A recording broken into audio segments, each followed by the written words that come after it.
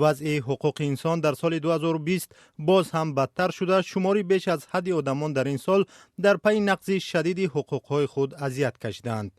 این نقطه در گزارش سالانه دپارتمنت آمریکا آورده شده است. گزارش شیوه مناسبت حکومت‌ها با شهروندان را ارزیابی کرده است. گزارشی که امروز نشر شد از آن شهادت می‌دهد که تمایل‌ها در سمت حقوق انسان همانا به سمت نادرست حرکت دارند. اثبات این را ما هر روز در هر گوشه دنیا می‌بینیم. بلینکن مناسبت حکومت چین با اقلیت‌های مذهبی و قومی را نسل کشی خواند. در گزارش از تبعیض و آزار و اذیت منتقدان و خبرنگاران در کشورهای چون روسیه و بلاروس نگرانی شده است. سارا هالوینسکی رهبر سازمان حقوق بشر یا هیومن رایتس واچ در واشنگتن میگوید این گزارش یک تغییر اداری را در سیاست خارجی برجسته می‌کند.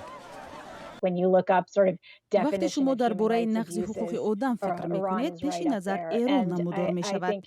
من فکر میکنم که رهبریت ایران منفیت دار است و در این قانون شکنی ها دست دارد. بلینکن همچنین از خشونت‌ها در میانمار هم یادآور شد که پس از تبادلات نظامی و بعد پیروزی آون سان سوچی رهبر حزب لیگ ملی هوادار دموکراتیت در انتخابات ماه نوامبر شدت گرفتند. از این نوع گزارش ها در مورد حقوق بشر بسیاری از کشورها برای پیشبرد سیاست کشورها استفاده می کنند. این به آن معنا است که مسئله حقوق انسان همیشه مورد توجه است. هالوینسکی تایید میکند که راه و روش در سیاست گذاری ها می تواند به تصمیم یک کشور برای فرستادن سلاح به کشور دیگر تأثیر گذارد.